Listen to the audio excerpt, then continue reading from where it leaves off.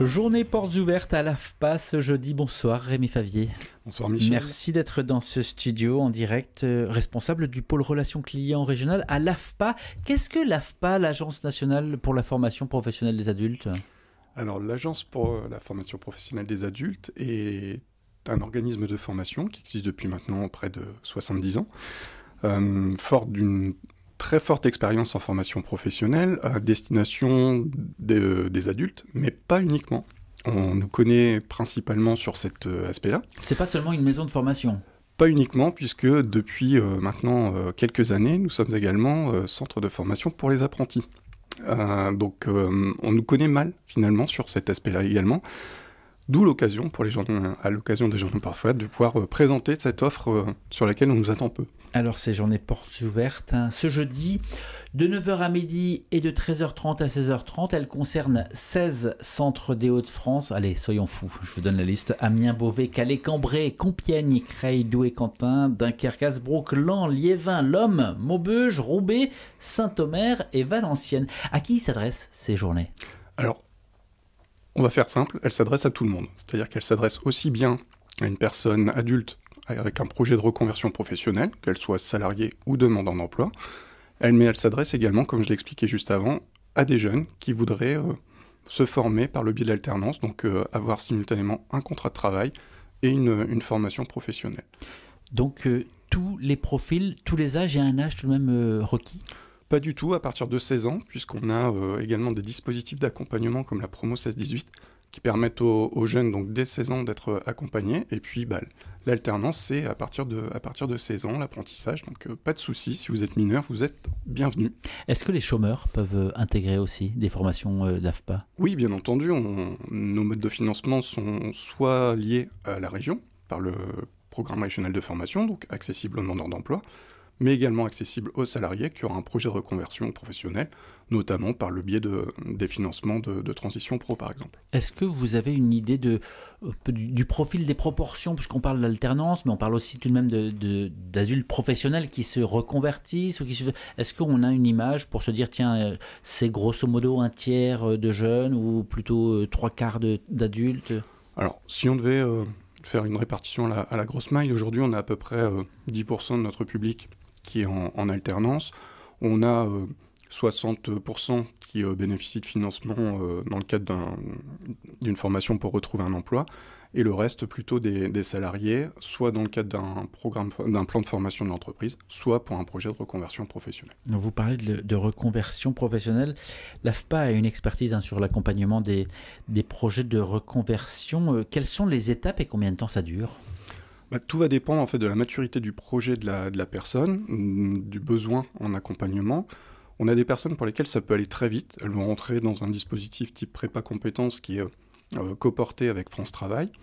Au bout de 15 jours, elles peuvent sortir du dispositif et rentrer en formation. Pour d'autres, ça va nécessiter un peu plus de temps. Ça peut aller 2 mois, 3 mois d'accompagnement avant d'intégrer une formation, que ce soit à l'AFPA ou même éventuellement dans un autre organisme de formation. Comment est-ce que ces personnes en arrivent à frapper à la porte de l'AFPA ? Est-ce que c'est un bilan de compétences ? C'est une envie personnelle ? C'est un patron qui propose ? Et là encore, tout va dépendre du projet de la personne. C'est-à-dire que si elle est demandeur d'emploi, on travaille en très forte proximité avec France Travail, avec les missions locales, les maisons de l'emploi, donc qui nous prescrivent régulièrement en fait ces publics-là. Et on a également donc les personnes qui, elles, seraient intéressées par un projet de reconversion, donc qui sont plus autonomes dans leur démarche et qui s'adressent directement à nous. À l'origine, avant de s'appeler AFPA, c'était en 1949 l'Association nationale interprofessionnelle pour la formation rationnelle de la main-d'œuvre. Autrement dit, on est dans l'après-guerre et il faut former rapidement des personnes dans le bâtiment, dans la métallurgie. On n'en est plus là, évidemment, aujourd'hui. Alors, quels sont les domaines de prédilection ?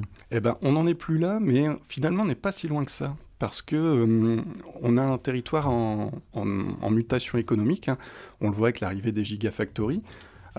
Finalement, ce sont des nouveaux métiers auxquels on a besoin rapidement de former des personnes pour qu'elles aient les compétences.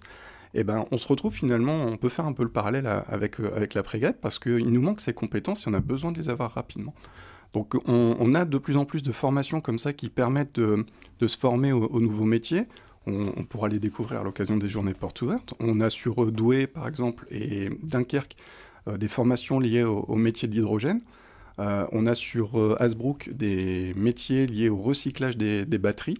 Donc voilà. Donc... La transition écologique, elle remplit une bonne partie des formations. Tout à fait, ouais. J'ai lu 200 formations accessibles sur les Hauts-de-France, c'est à peu près le chiffre. C'est tout à fait ça.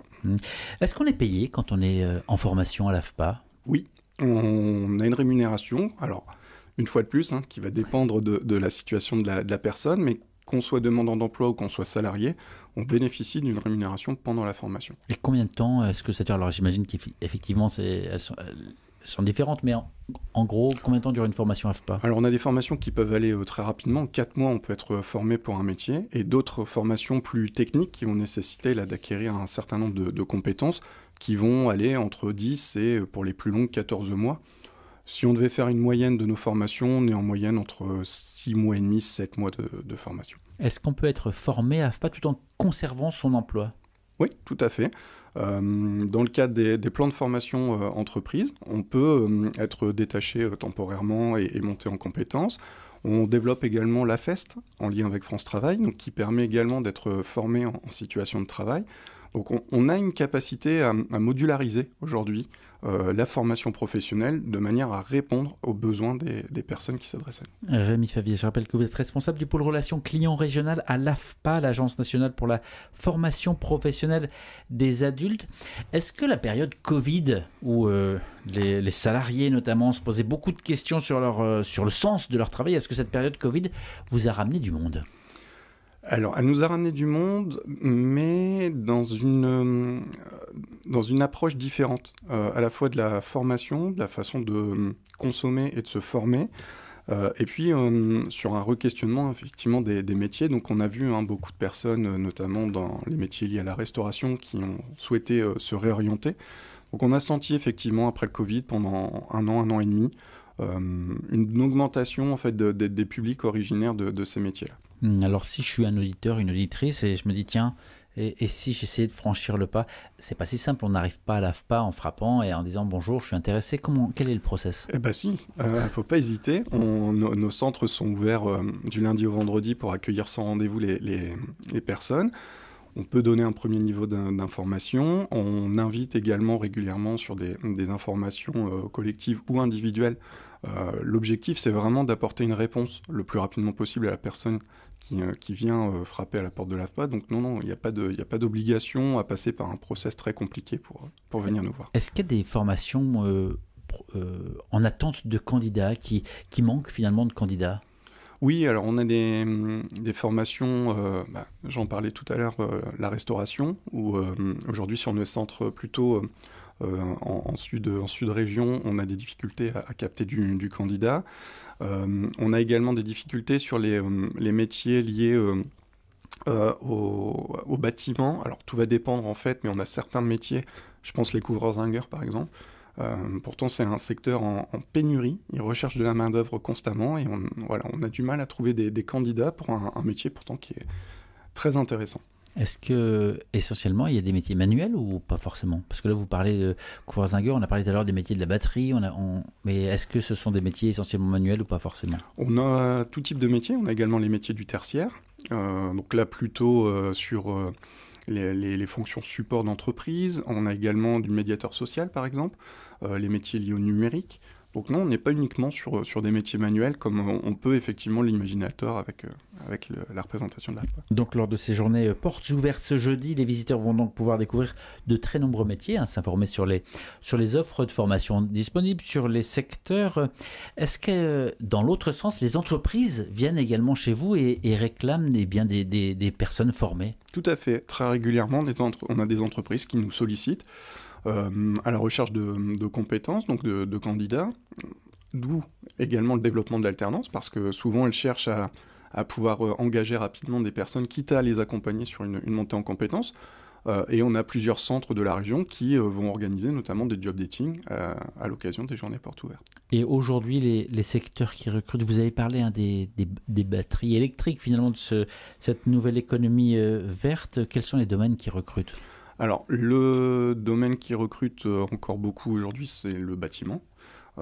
Plombiers chauffagistes on recrute énormément. Couvreurs-zingueurs, je l'ai évoqué également.